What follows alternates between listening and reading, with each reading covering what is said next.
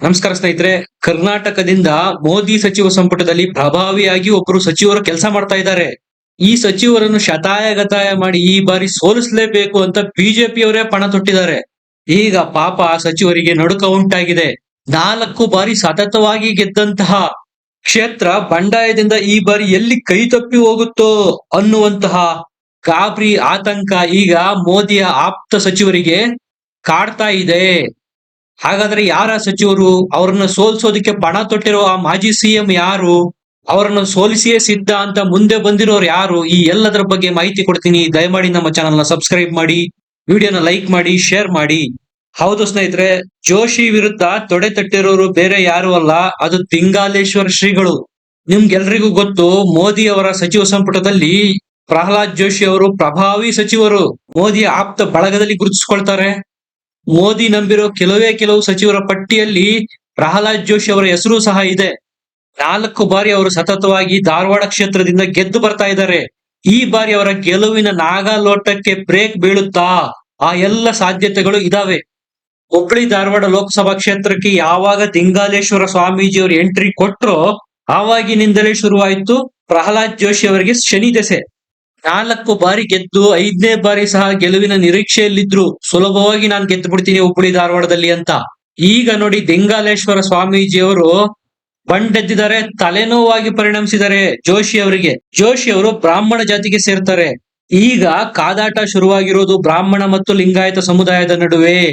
ಈ ಕ್ಷೇತ್ರದಲ್ಲಿ ಲಿಂಗಾಯತ ಸಮುದಾಯದ ಮತದಾರರು ಜಾಸ್ತಿ ಸಂಖ್ಯೆಯಲ್ಲಿದ್ದಾರೆ. ಈ ಸಮುದಾಯದ ಮತದಾರರು 4 ಬಾರಿ ಅನ್ಯ ಸಮುದಾಯದ ಜೋಶಿ ಅವರಿಗೆ ಬೆಂಬಲ ನೀಡ್ತಾ ಬಂದಿದ್ದಾರೆ.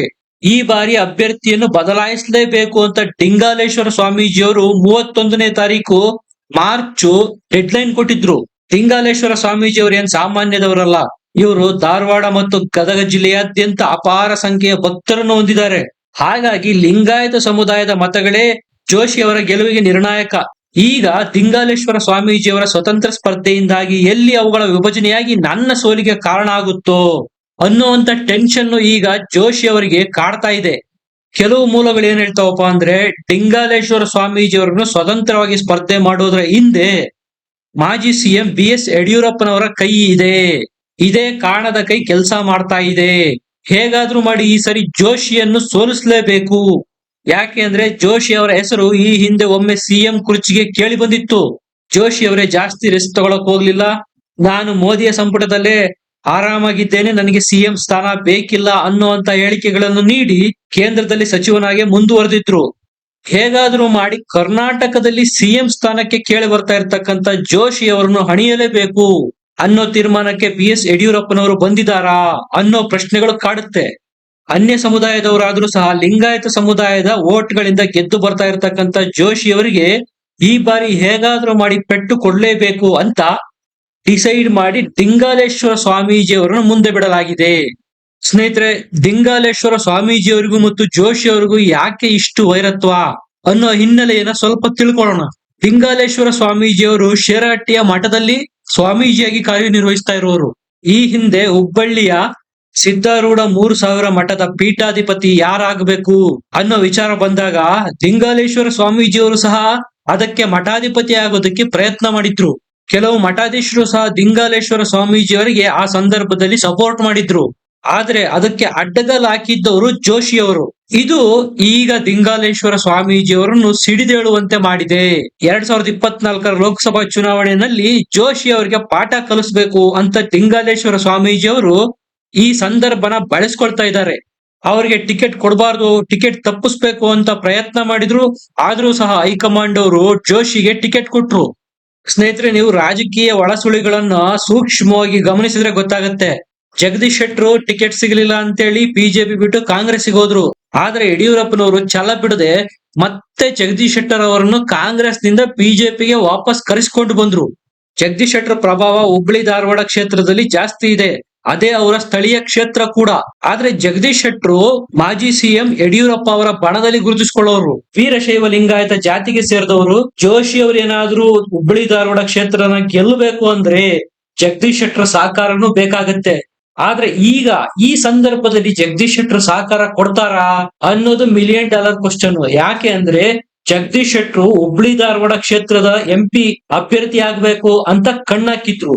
ಆದರೆ ಹೈಕಮಾಂಡ್ ಅವರು ಮತ್ತೆ ಟಿಕೆಟ್ ನ ಆ ಕ್ಷೇತ್ರದಿಂದ ಪ್ರಹ್ಲಾದ್ ಜೋಶಿ ಅವ್ರಿಗೆ ಕೊಟ್ರು. ಇದು ಈಗ ಜಗದೀಶ್ ಶೆಟ್ರ ಮನಸ್ಸಿನಲ್ಲಿ ಕುದಿತಾ ಇದೆ. ಶೆಟ್ರು ಸಹ ಜೋಶಿಯ ಸೋಲಿಗೆ ಪಣ ತೊಟ್ರ, ಇಂಡೈರೆಕ್ಟ್ ಆಗಿ ದಿಂಗಾಲೇಶ್ವರ ಸ್ವಾಮೀಜಿ ಅವರಿಗೆ ಸ್ವಲ್ಪ ಪುಷ್ ಮಾಡಿ ಸಪೋರ್ಟ್ ಕೊಟ್ರು ಸಾಕು, ಇದು ಜೋಶಿ ಅವರ ಸೋಲಿಗೆ ಕಾರಣ ಆಗುತ್ತೆ. ಯಾಕೆಂದ್ರೆ ಇಲ್ಲಿ ಲಿಂಗಾಯತ ಮತಗಳೇ ನಿರ್ಣಾಯಕ. ಈಗ ಪ್ರಹ್ಲಾದ್ ಜೋಶಿ ಅವರಿಗೆ ತಮ್ಮದೇ ಪಕ್ಷದ ಸ್ಥಳೀಯ ನಾಯಕರನ್ನು ವಿಶ್ವಾಸಕ್ಕೆ ತೆಗೆದುಕೊಂಡು ಚುನಾವಣೆ ಗೆಲ್ಲಬೇಕಾದ ಅನಿವಾರ್ಯತೆ ಬಂದಿದೆ. ಇಷ್ಟು ದಿವಸ ಮೋದಿ ಹೆಸರಲ್ಲಿ, ಮೋದಿ ಫ್ಲೋ ನಲ್ಲಿ ಆರಾಮಾಗಿ ಗೆದ್ದು ಬಿಡ್ತಾ ಇದ್ರು. ಆದ್ರೆ ಈ ಬಾರಿಯ ಚುನಾವಣೆ ಇದೆಯಲ್ಲ, ಪ್ರಹ್ಲಾದ್ ಜೋಶಿ ಅವರಿಗೆ ಇದು ಚಾಲೆಂಜಿಂಗ್. ಯಡಿಯೂರಪ್ಪನವರು ಸಹ ದಿಂಗಾಲೇಶ್ವರ ಸ್ವಾಮೀಜಿ ಅವರನ್ನ ಸಮಾಧಾನ ಪಡಿಸೋದಿಕ್ಕೆ ಟ್ರೈ ಮಾಡ್ತಾ ಇಲ್ಲ. ಇದು ಯಡಿಯೂರಪ್ಪನವ್ರಿಗೂ ಬೇಕಾ? ಈ ಬಾರಿ ಜೋಶಿಗೆ ಅಡ್ಡಗಾಲ್ ಹಾಕ್ಬೇಕು ಅಂತ ಯಡಿಯೂರಪ್ಪನವರು ಸಹ ತೀರ್ಮಾನ ಮಾಡಿ ಆಗಿದೆಯಾ? ಮೇಲ್ನೋಟಕ್ಕೆ ಹಾಗೆ ಅನಿಸ್ತಾ ಇದೆ. ದಿಂಗಾಲೇಶ್ವರ ಸ್ವಾಮೀಜಿ ಅವ್ರನ್ನ ಮನಸ್ಸು ಮಾಡಿದ್ರೆ ಯಡಿಯೂರಪ್ಪನವರು ತಡಿಬಹುದು. ಈ ಹಿಂದೆ ಯಡಿಯೂರಪ್ಪನವರನ್ನು ಮುಖ್ಯಮಂತ್ರಿ ಕುರ್ಚಿಯಿಂದ ಕೆಳಗಿಳಿಸಬೇಕು ಅನ್ನೋ ಸಂದರ್ಭ ಬಂದಾಗ ಅವರ ಜೊತೆ ಗಟ್ಟಿಯಾಗಿ ನಿಂತಹ ಸ್ವಾಮೀಜಿಗಳ ಪೈಕಿ ದಿಂಗಾಲೇಶ್ವರ ಸ್ವಾಮೀಜಿಯವರು ಪ್ರಥಮ ಸಾಲಿನಲ್ಲಿ ಬರ್ತಾರೆ. ಮೇಲಾಗಿ ದಿಂಗಾಲೇಶ್ವರ ಸ್ವಾಮೀಜಿಯವರು 3000 ಮಠದ ಪೀಠಾಧಿಪತಿ ಆಗೋದಿಕ್ಕೆ ಜೋಶಿ ಅವರೇ ಅಡ್ಡಗಾಲ್ ಹಾಕಿದ್ರು ಅನ್ನೋ ವಿಚಾರನ ತಮ್ಮ ಮನಸ್ಸಿನಲ್ಲಿ ಇಟ್ಕೊಂಡಿರೋ ಸ್ವಾಮೀಜಿಗಳು ಈ ಬಾರಿ ಶತಾಯಗತಾಯ ಜೋಶಿನ ಹುಬ್ಳಿ ಧಾರವಾಡ ಕ್ಷೇತ್ರದಿಂದ ಸೋಲಿಸಲೇಬೇಕು ಅಂತ ಪಣ ತೊಟ್ಟಂಗೆ ಕಾಣ್ತಾ ಇದೆ. ಯತ್ನಾಳ್ ಅವರಂತೂ ದಿಂಗಾಲೇಶ್ವರ ಸ್ವಾಮೀಜಿ ಅವರನ್ನ ಗಂಗಾಲೇಶ್ವರ ಸ್ವಾಮೀಜಿಯವರು ಅಂತ ಕರೀತಾರೆ. ಸ್ವಾಮೀಜಿಯವರ ಅಜೆಂಡಾ ಏನು ಅಂದ್ರೆ ಹೇಗಾದ್ರೂ ಮಾಡಿ ಜೋಶಿ ಅವ್ರನ್ನ ಸೋಲಿಸ್ಬೇಕು ಅನ್ನೋ ಯಡಿಯೂರಪ್ಪನವರ ಅಜೆಂಡಾನ ಸ್ವಾಮೀಜಿಯವರು ಪಾಲನೆ ಮಾಡ್ತಾ ಇದ್ದಾರೆ ಅಂತಾರೆ ಯತ್ನಾಳ್. ಸಹಜವಾಗಿ ಯತ್ನಾಳ್ರವರು ಯಾವಾಗ್ಲೂ ಯಡಿಯೂರಪ್ಪ ಮತ್ತು ಅವರ ಕುಟುಂಬದ ದ್ವೇಷ ಮಾಡ್ಕೊಂಡೇ ಬಂದಿದ್ದಾರೆ. ಹಾಗಾಗಿ ದಿಂಗಾಲೇಶ್ವರ ಸ್ವಾಮೀಜಿ ಅವರು ಜೋಶಿಗೆ ಅಗೇನ್ಸ್ಟ್ ಸ್ಪರ್ಧೆ ಮಾಡ್ತಾ ಇರೋದನ್ನ ಮಾಜಿ CM ಯಡಿಯೂರಪ್ಪ ಮತ್ತು ಕುಟುಂಬದ ಕುತಂತ್ರ ಅಂತಾನೆ ವ್ಯಾಖ್ಯಾನ ಮಾಡ್ತಾರೆ. ಈಗ ಜೋಶಿ ಅವರು ಕೇವಲ ದಿಂಗಾಲೇಶ್ವರ ಸ್ವಾಮೀಜಿ ಅವರ ವಿರುದ್ಧ ಹೋರಾಟ ಮಾಡೋದಲ್ಲ, ಜಗದೀಶ್ ಶೆಟ್ಟರ್ ಸ್ವತಃ ಎಲ್ಲಿ ಜೋಶಿ ಅವ್ರಿಗೆ ಕೈ ಕೊಡ್ತಾರೋ ಅನ್ನೋ ಆತಂಕ ಶುರುವಾಗಿದೆ. ಸಹಜವಾಗಿ ತಮ್ಮ ಟಿಕೆಟ್ ನ ಜೋಶಿ ಅವರು ಪಡೆದಿದ್ದಾರೆ. ಜಗದೀಶ್ ಶೆಟ್ಟರ್ ಸ್ಥಳೀಯ ಕ್ಷೇತ್ರ ಕೂಡ ಹುಬ್ಳಿ ಧಾರವಾಡ ಹೌದು. ವಿತೌಟ್ ಜಗದೀಶ್ ಶೆಟ್ಟರ್ ಸಪೋರ್ಟ್ ಜೋಶಿ ಅವರು ಈ ಬಾರಿ ಗೆಲ್ಲೋದು ಕಷ್ಟ. ಈ ಹಿಂದೆ ಜಗದೀಶ್ ಶೆಟ್ಟರು ಬಿಜೆಪಿನ ಬಿಟ್ಟು ಕಾಂಗ್ರೆಸ್ಗೆ ಹೋಗಬೇಕಾದ್ರೆ ತನಗೆ ಟಿಕೆಟ್ ಸಿಗದೆ ಇರೋದಕ್ಕೆ ಜೋಶಿ ಅವರೇ ಕಾರಣ, ತಾನು ಕಾಂಗ್ರೆಸ್ಗೆ ಹೋಗ್ತಾ ಇರೋದು ಜೋಶಿಯ ಕಾರಣದಿಂದಲೇ ಅಂತ ಹರಿಹಾಯ್ದಿದ್ರು. ಈಗ ಅದೇ ಜಗದೀಶ್ ಶೆಟ್ಟರಿಗೆ ಜೋಶಿ ಅವರ ಪರವಾಗಿ ಪ್ರಚಾರ ಮಾಡಬೇಕಾದ ಸನ್ನಿವೇಶ ಎದುರಾಗಿದೆ. ಆದ್ರೆ ಮಾಡ್ತಾರಾ? ಕಾದು ನೋಡ್ಬೇಕು. ಈ ಕ್ಷೇತ್ರದಲ್ಲಿ ವಿನೋದ್ ಅಸೂಟಿ ಅವರನ್ನು ಕಾಂಗ್ರೆಸ್ ಕಣಕ್ಕಿಳಿಸಿದೆ. ಅಸೂಟಿ ಅವರು ಕುರುಬ ಸಮುದಾಯಕ್ಕೆ ಸೇರ್ತಾರೆ. ಬಿಜೆಪಿಯಲ್ಲಿ ನಡೀತಾ ಇರೋ ಒಳ ಜಗಳ, ದಿಂಗಾಲೇಶ್ವರ ಸ್ವಾಮೀಜಿ ಅವರ ಸ್ವತಂತ್ರ ಸ್ಪರ್ಧೆ, ಜೋಶಿ ಅವರಿಗೆ ಜಗದೀಶ್ ಶೆಟ್ಟರು ಕೊಡ್ತಾ ಇರ್ತಕ್ಕಂಥ ಅಸಹಕಾರ, ಈ ಎಲ್ಲವುಗಳನ್ನು ಉಪಯೋಗಿಸಿಕೊಂಡು ತಾನು ಗೆದ್ದು ಬಿಡಬೇಕು ಅಂತ ಕಾಂಗ್ರೆಸ್ ಪ್ರತಿತಂತ್ರ ಹೆಣಿತಾ ಇದೆ. ಕಾಂಗ್ರೆಸ್ನ ಈ ಪ್ರಯತ್ನ ಸಕ್ಸಸ್ ಆಗುತ್ತಾ? ದಿಂಗಾಲೇಶ್ವರ ಸ್ವಾಮೀಜಿ ಅವರು ಸ್ವತಂತ್ರವಾಗಿ ಸ್ಪರ್ಧೆ ಮಾಡ್ಬೇಕಾ ಅಥವಾ ಮಾಡಬಾರ್ದಾ? ಸ್ಪರ್ಧೆ ಮಾಡಿದ್ರೆ ಜೋಶಿ ಅವರ ಆಯ್ಕೆಗೆ ಎಷ್ಟರ ಮಟ್ಟಿಗೆ ಇದು ಪ್ರಭಾವ ಬೀರುತ್ತೆ? ನಿಮ್ಮ ಅನಿಸಿಕೆ, ಅಭಿಪ್ರಾಯಗಳನ್ನು ಕಮೆಂಟ್ ಸೆಕ್ಷನ್ ನಲ್ಲಿ ಬರೆದು ತಿಳಿಸಿ. ವಿಡಿಯೋನ ಲೈಕ್ ಮಾಡಿ, ಶೇರ್ ಮಾಡಿ, ನಮ್ಮ ಚಾನೆಲ್ ನ ಸಬ್ಸ್ಕ್ರೈಬ್ ಮಾಡಿ, ಬೆಲ್ ಬಟನ್ ನ ಪ್ರೆಸ್ ಮಾಡಿ. ಮತ್ತೆ ಸಿಗೋಣ. ಧನ್ಯವಾದ.